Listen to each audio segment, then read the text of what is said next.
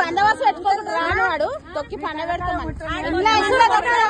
చిన్న చిన్న పిల్లలు ఉన్నారు మాకు ఆయనకి ఏం రోగమా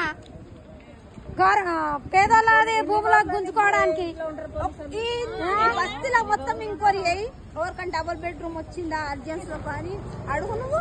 ఆయన కరెంట్ బిల్లు మాపు కాలేదు, పింఛనీ రాలేదు.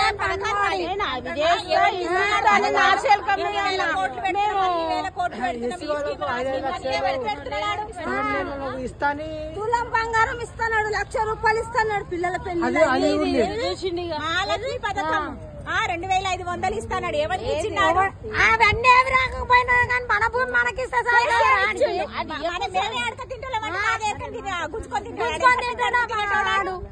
అందుకే ఇన్ని రోజులు ఆయనకి పాలననే వేస్ట్, ఆయనకి పనికి రాదు.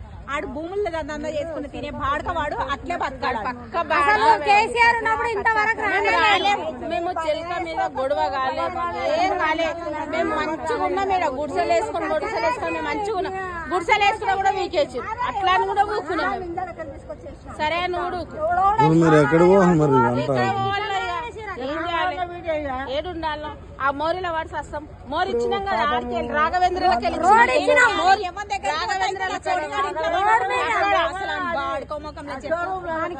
షోరూమ్ మోరి మా స్థలంలో తెలిసిన ఓడిస్తాడు. మోరి ఇది కాదు, ఆ పెద్ద మోరి ఆ చెట్లు వేసినాయి. అదే పెద్ద మోరి రోగాలు వస్తున్నాయి.